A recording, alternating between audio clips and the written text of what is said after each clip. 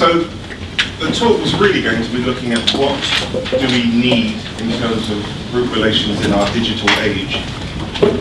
And I think that the proposition, there is such a thing that I'm going to offer, is that this arrangement of the beehive is both symbolic and resonant, I think, for how we can think about groups and the impact of group relations. So I'm going to take a little journey over quite a large period of time in the next 30 minutes or so. And I want to go right back to the beginning with, well, just ahead of the beginning with Aristotle. And Aristotle came with a particular view about animals and what role animals play and symbolically what they represent. And in his History of Animals, he talks about the bee and the beehive. The idea was picked up by successive philosophers who took Aristotle's idea and talked about cleaning, talked about the role of the beehive. Cicero talked about the role of the beehive and the bee, as did Seneca.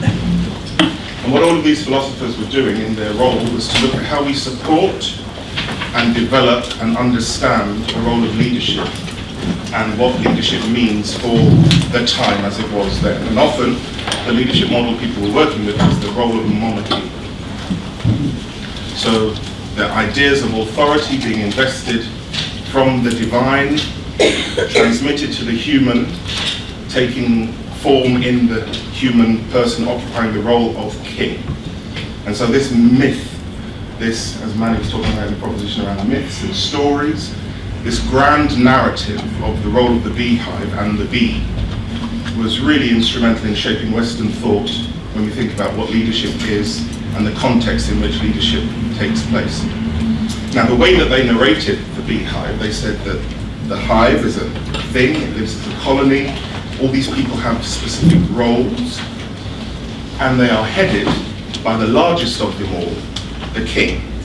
Because at the time they said that the beehive was ruled by a king, big male bee, and all of his attendants, also male, would be working with him, managing the hive. And every so often when a young buck came into role, he would fight the existing king for the throne of the hive, but because of the grand narrative at the time, kings didn't have stings.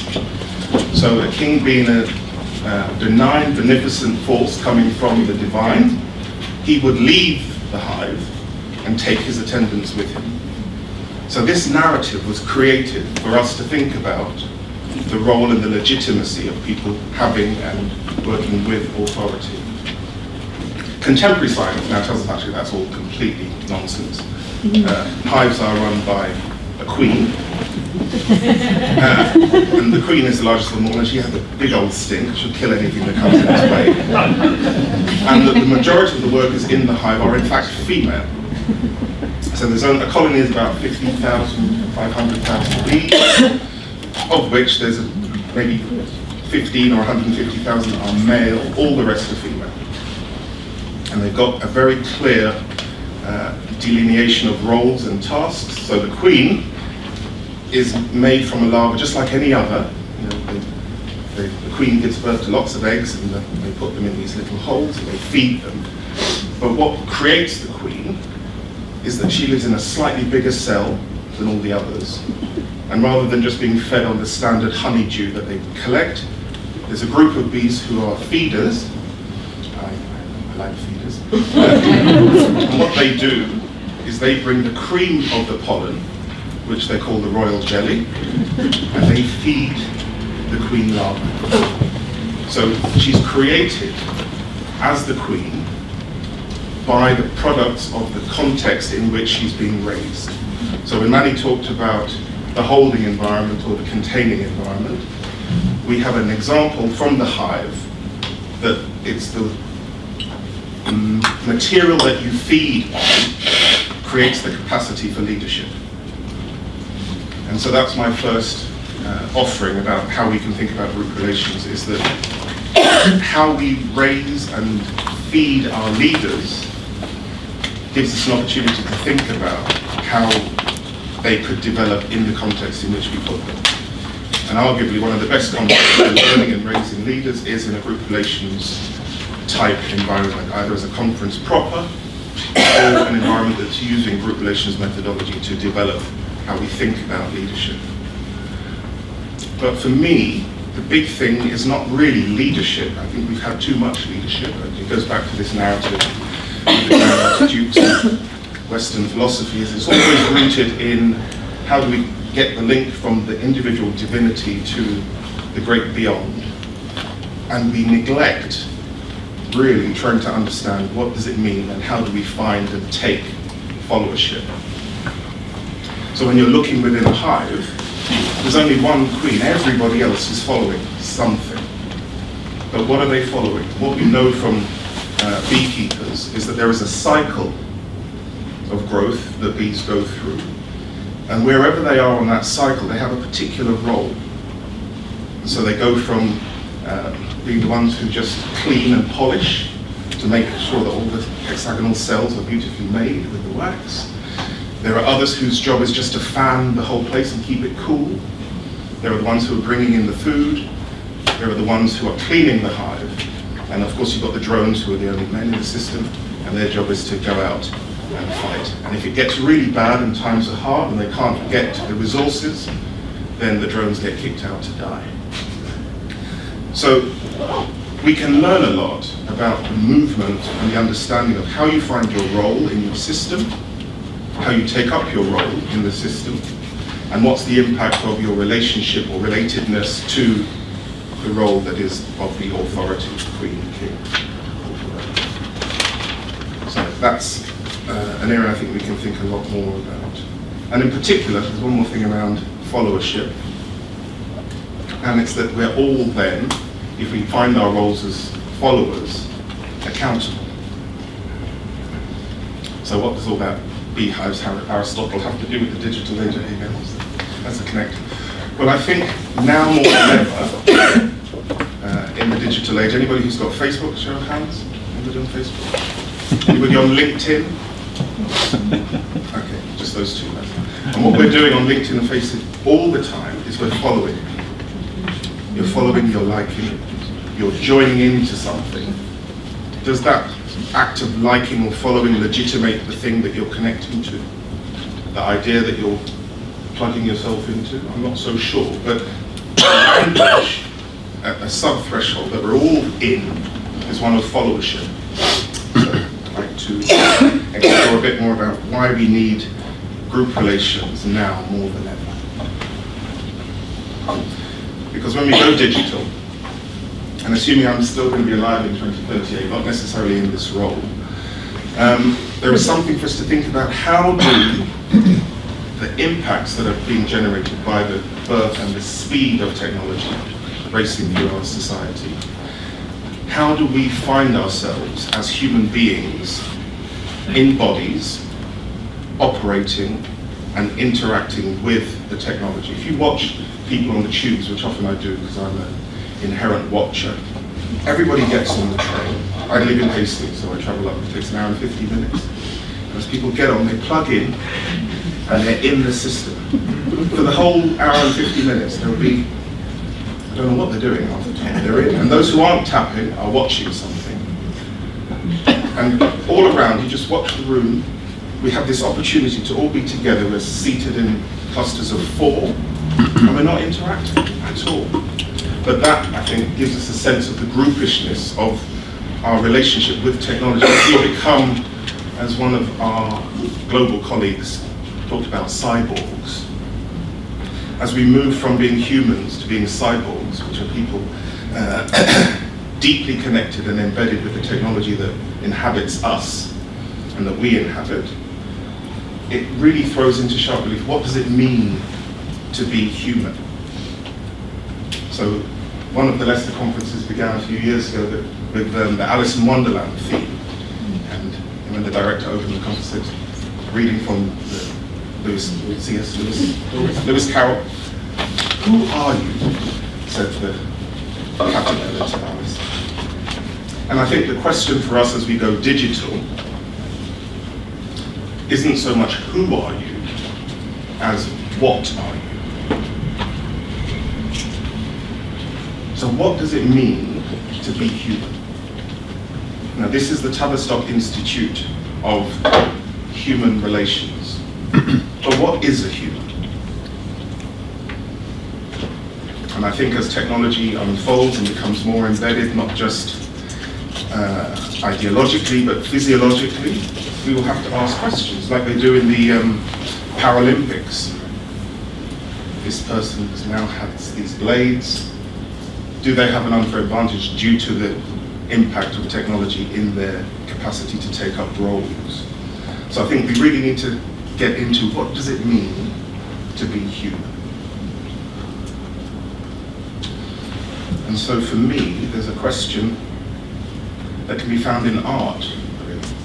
So it's not so much science, it's a scientific meeting, it's what can we learn from seeing, hearing, connecting differently that is open through group relations. And so this piece of work, does anybody know what this is? It's a French painter, sculptor, performance artist called Yves Klein. And he worked with how we see and experience things, light, shape, color, texture. And he did an exhibition in Paris because he was working with these blankets of color, and rather than putting different colors together, he said, what would happen? How would we understand and experience things if we just had one thing? And so one of these pictures he painted was called The Void.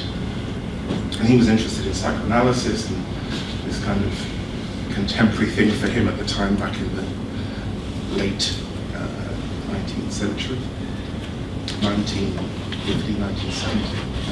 Anyway, so Yves Klein is working with it, trying to understand how is the void of creation, what does it mean for us, how do we connect with it? His representation was this complete blanket state in which all of us at some point could be unified. And I think there's an idea of an underlying unification of us as human beings, whatever that means. It's a useful starting place to think about the groupishness of groups and the humanness of humans in groups. So I like the space that's opened up to really take the time to think, what does it mean to be human? And this also then, the void has resonances with Eastern philosophy, and I have a particular interest in Zen Buddhism, all things Oriental in terms of understanding the mind. And there's some really interesting work that's been done recently to parallel the learning that we've done in the West with psychoanalysis and the unconscious, with Eastern constructions of Mushin and Wushin, which are these concepts of emptiness and void. And so when you look at those two concepts of the void and emptiness and the unconscious, both being the background from which we find and make our presence on three-dimensional living, it's a really interesting way to conceptualize humans in groups, in systems. And you can go as big as you can without somebody who's talking about globalization. I think we can take it all the way up to the scale of nations and planetary, even if you want to consider our relationship with the environment. So another image that comes out of that is this yin-yang symbol, which I think is particularly resonant for what we do in group relations. Because many of us live with this idea that we are who we think we are, and we project that into the world. And all the bits that we think we're not, we either export into other people, other things, or away from ourselves. Manny talked about projection, projective identification, these concepts. And I think what this symbol represents is that you never really get away from the bits that you try to get rid of. And sometimes we export competence, but we also export the shame, the violence, the hatred. And we're thinking societally and in groups, often groups are getting rid of the stuff that they don't want to own into others, so that those others can become the bad objects and they don't have to deal with the bits of themselves that they've gotten rid of. So we get this entrenched position where a society, a group, a nation, a sub-conference says we are all good and they are all bad, and then we get this battle. that keeps happening. And it goes back beyond Aristotle, and we're still wrestling. And my hypothesis is that the primary wrestle, we talk about social defenses against anxiety, the primary wrestle for us as a species is, are we human? And if we aren't human, then what are we?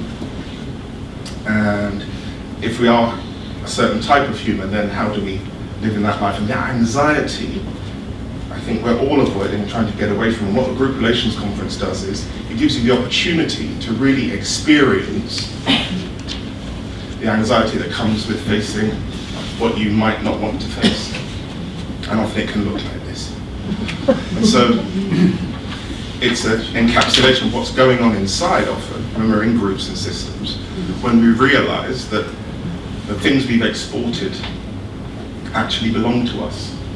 And so that primal anxiety, I think, can be worked with in the context of group relations. And group relations both in conferences and in different social spaces, particularly at work. If you think how many people go to work and live in the bubble of, I'm an effective, efficient person. I don't hate anybody, in fact I love them all. That sort of nonsense. But what Manny's proposition takes us into is, you just need to look in the newspapers at how many times they're baying for the sacking, the Enron, for example. A lot of work has been done around diversity in organizations. And our response is, like the gladiators of old, off with his head. And in a way, what Manny's proposition is saying to us, what have we learned as a species if we're still acting out the gladiatorial stuff? We're not really learning anything. And so there's an opportunity, I think, with group relations, particularly as we get increasingly digitized, and people are going to be more atomized, living at home on their machines, or living together, but not really together, for us to get really lost in splitting and blaming and exclusion. And what group relations can do in a digital workforce is to help create the conditions that create spaces for people to learn about and with each other about role-taking in their contexts. And so even Freud and some of his key components of consciousness, etc., are rooted in those Eastern ideas that I mentioned earlier. Here's a lovely image of Socrates on one hand in Athens, and the first Buddha was Gautama Buddha, both of whom were around at roughly the same time, different ends of the spectrum, 480, 490 BCE. They both emerge in these different cultural contexts, and they're both trying to understand what is the human condition. And they both ask the question, how do we live together? And I think we've been asking it for nigh on 3,500 years, and we're still not there. But we can be arrogant enough to say that there's something in group relations that can help us to study and make sense of, and then start to think creatively about how do we actually live together. And so I recommend everybody to have a read, if you haven't already, to really read the discourse of Ion in Plato's discussions, where Socrates is really skillfully deconstructing somebody's sense of who they are in their role. And again, I keep going back to role because I think that's the central offering of group relations. Really working with somebody on their role about how they find it and take it up and locate who they think they are in their execution of their role. So it's a really powerful read, and I think although it's related to somebody who's a rhapsode, basically Ion is a reciter of Homeric poems, and he's trying to work out, well, how do you do it? Is it skill, or is it some innate talent that you have, or what is it that makes you able to take up your role as effectively as you do?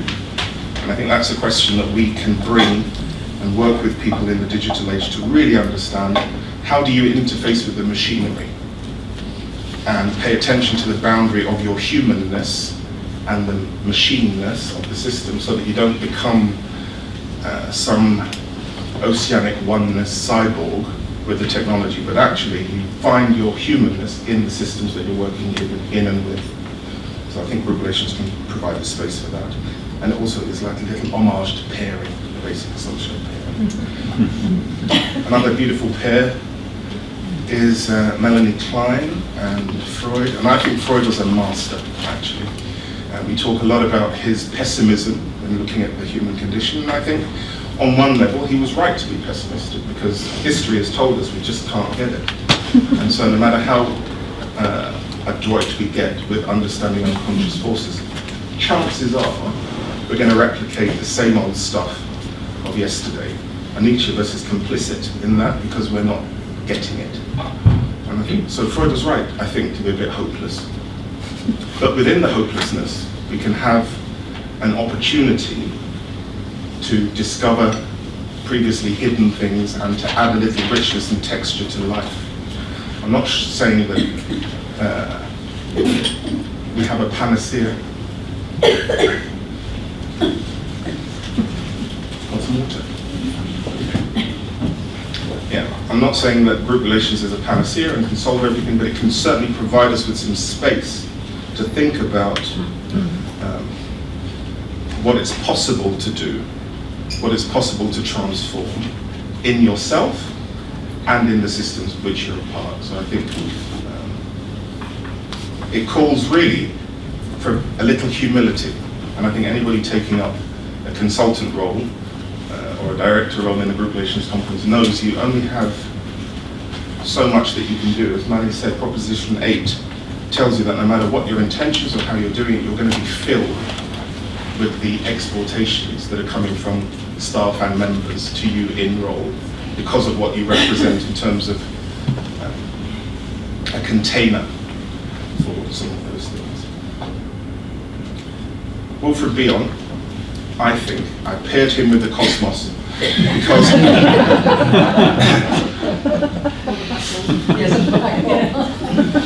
it's meant to be, it's the Helix Nebula, which lives right out on the end of our solar system, and they've assumed that it could well be a portal into all sorts of other places, but a wonderful writer called James Grotstein, who was reading of his work, he wrote a book on Bion's legacy to psychoanalysis, which he called an intense beam of darkness. As a black man, that kind of resonated with me. Some people think I'm dark. And I think that what Bion was saying, really, as Grotstein would argue, is that Bion was really a bit of a mystic. And what he was taking psychoanalysis to was another place that took us to the limits of what we've currently encountered, and was taking us into, well, what does it mean to be human? So when he talked about the ineffable O, for example, one way that could be thought about is going back to this unconscious thing.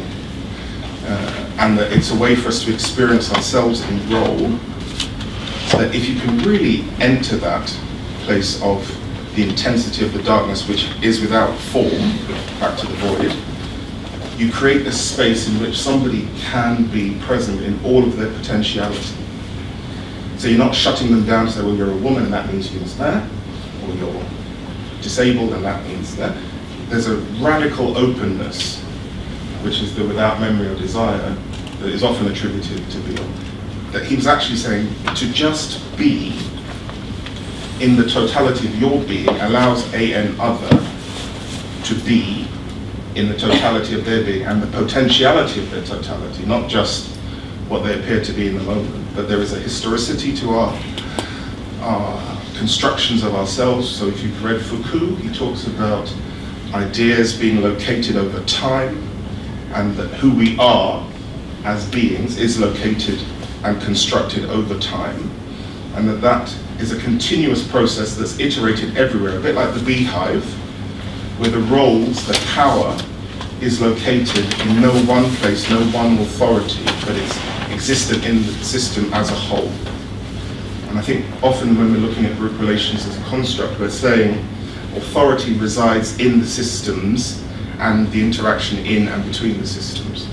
So I think it's a really helpful way, particularly if we're going back to the cyborg orgs, to think about how humans relate to each other in these complex systems.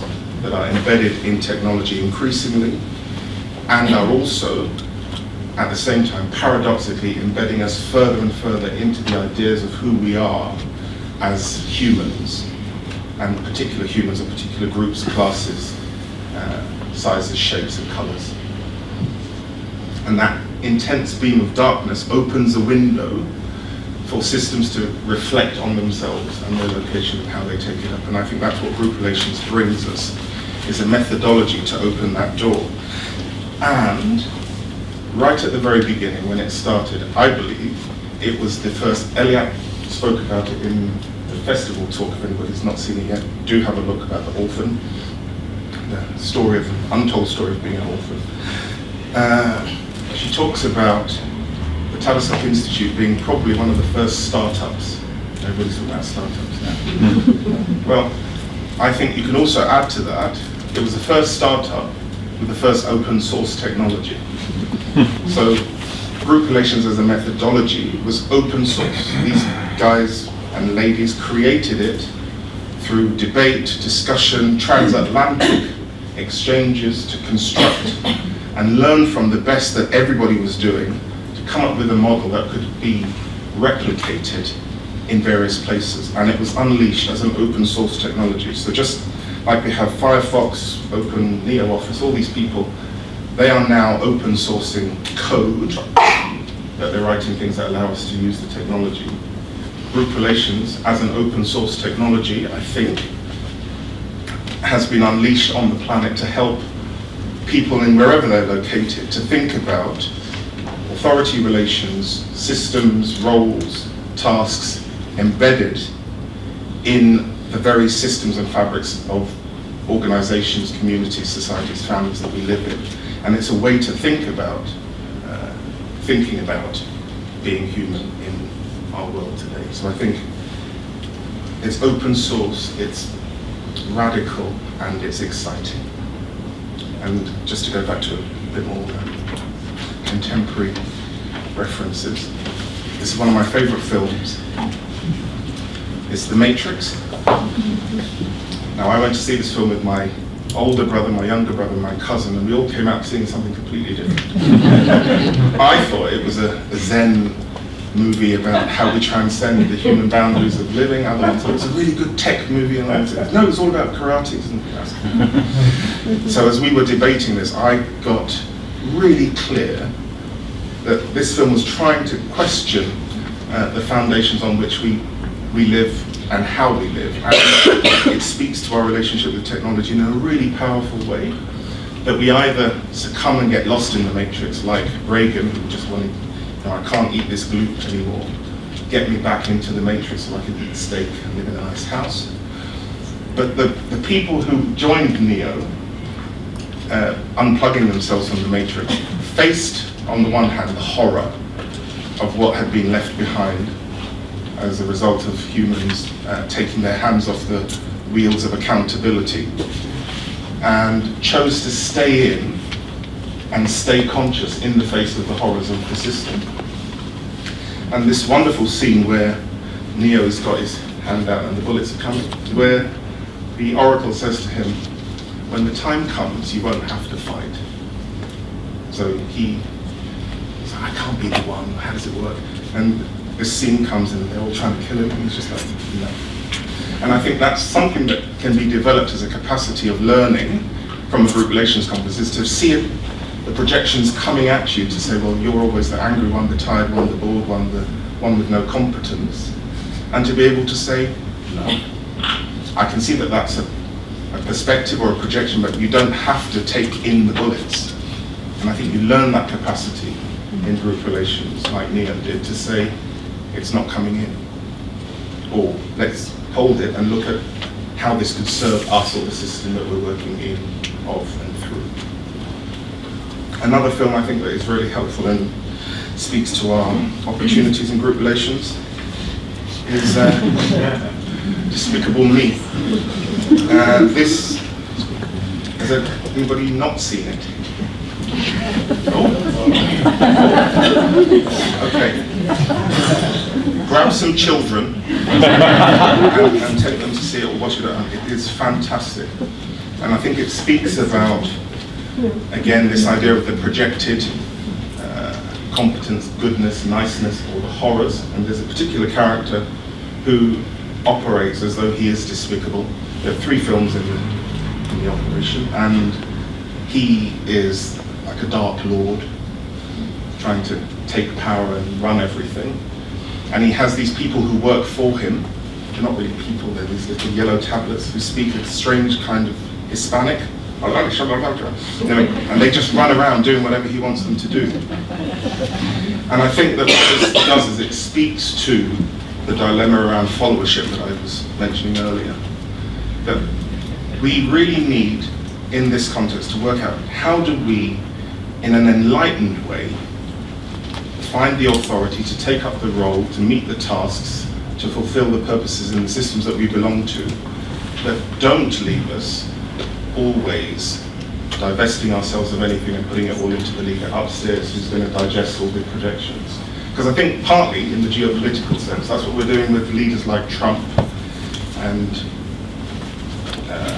South Korean. So the followers are saying it's not us, it's him. But who votes? Who goes and kills the other people's children because he says it's the right thing for the army to do? Everyone has some authority in their followership. Every person in Enron, they want to blame the board and the chief executive, but every member of staff that buried knowledge, that hid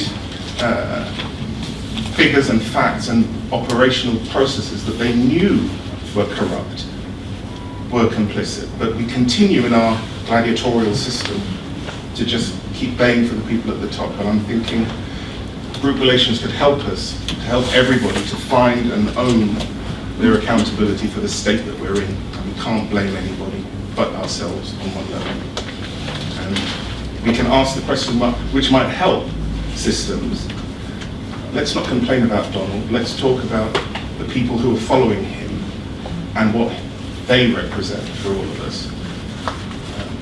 I wrote an article on the website in relation to the Leicester conference talking about followership, asking the question, and it generated some real heat. And I can understand why, because it was a little insensitive, perhaps, but I don't think it was.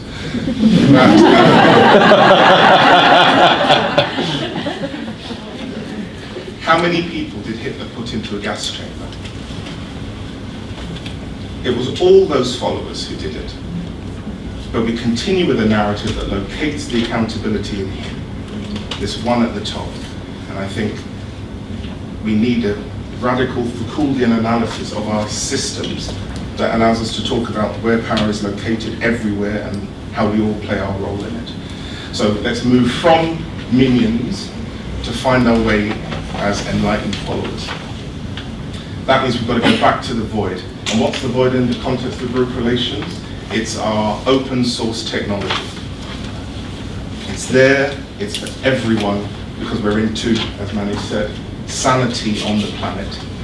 And this is really messianic and easy. I'm not really. But I am passionate about group relations and what it can do and who it can do it with. And Yves Klein did this thing where he took his friends and he painted them in the monochrome blue and then rolled them on different bits of paper.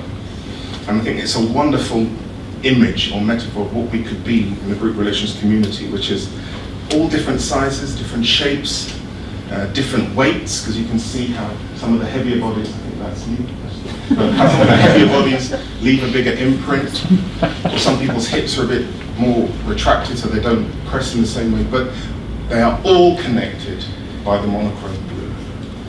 And I think there's something about the explosion of group relations all over the planet, that they're all doing it in their particular ways. India, Israel, South Africa, China, Peru, they just come out from Peru. Each of these nations, organizations, types are doing it in their own way, but they all are covered in monochrome blue. Even if they don't want to be, the monochrome blue is there because this was the open source tech that was started in this august institution by these wonderful people and continued for years. It's all over the world, that's the map. And I think if we don't really get to grips with how we... Sorry? not in Scotland, so. Or Ireland. So let's redo the map. And this is a good point. Let's redo the map and let's do it. Yeah. There's loads that aren't on this map, but the point I'm trying to make by the deficit of it is that we need to do it together. There are many people covered in monochrome blue who are pretending they're painted white, but we need to work together to help us all say, where's your blue and how do we get you on the map? And be part of the common unity that creates the community that we are and always have been hoping to be through group relations. I mean, the evolution of the psychoanalytic professions is full of splittings where people have, you don't only do 50 minutes now, but we do an hour, so we're a whole new group. And before you know it, nobody claims any lineage back to Freud. And so, no, I'm a Gestalt, I don't do that. No, I'm a Kleinian, but you all draw. So we don't replicate that madness and end up in another Nagasaki, Hiroshima, where we're trying to destroy each other, either with real weapons in real three-dimensional space and time, blowing our countries and our earth to pieces. Otherwise, we're blowing our characters to pieces, or our professions, whoever the other is that we're trying to destroy. If we can't get over that, then I think we are doomed. But I'm hopeful, building on Manny's legacy, that we can do it and we can get back together in a way that is helpful, productive and generative. And everybody finding their own unique way of being present in their monochrome blue in our system. I'm particularly honoured to be able to take on this role. And so I went back to the year of my birth, 1967. And so my first Leicester as director, I called it The Art of Role. And I tried to pay homage to the 1967 brochure with the black and the white stripe through it. But bringing in, as I talked about, the yin and the yang, thinking a bit more broadly about what's underpinning it. 2017, we looked at presence and absence, being in and out at work. There's a whole range of identity issues around sexuality, religion, faith, belief, ideology. How many times are we going to work and we're having to hide what makes us human in order to fit into the systems? And I think it's those very things that are personal that make us human that we need to bring into the workplace. And this year, keeping with the change to task authority organisation, we're looking at the minions. Do we take the red pill, the blue pill, or become the yellow pill? And I think that's part of the thinking. It's about enlightened followership, and it's following in a tradition that was laid down. And I'm really pleased about this cat, if you saw it in last year's brochure. This was painted by Ken Rice's daughter, Jane Evans. And it speaks also to me about the lineage issue, that I'm privileged to be taking on a lineage, and I don't really, if anybody met me earlier today, oh my God, what are you saying? I can't do it. But I'm honoured to be able to take up this role, to follow in the footsteps of Eric Miller and Ken Rice and the work of Gordon Lawrence and Pierre Turquet and Manny Sher. I've met some of the greats in person. I had the chance of having Olga Khalili on staff, and I owe so much of it to people who aren't here today. My first group relations conference, thankful to the Grubb Institute who made it possible for me to take up a role, and to Eliat Aran who invited me to come to the Tavistock Institute and supported me in taking up the director of the Leicester Conference and taking up a role more broadly as Manny's successor. We don't do it alone. I think that's, if anything, I hope you get, is that we don't do it alone, and that the technology is collapsing time on us in a way that removes the pause. And that's what you get when you're working with humans. There's a pause. You have to wait, as you all experienced at the start this morning. What would you like to say? And then we have 8 minutes of silence. Now, a machine wouldn't put up with it. It would cut you off, think there's a fault in the system, and you'd be deleted. But as humans, we sit with the pause. And I think that as the drive for disintermediation continues, to just say, look, we can collapse time and space. You can just log in, download, and get it all now. We can be the communicators that say, yes, you can, and you can also pause and wait and have another human. And therefore we will find our Tavistockianness.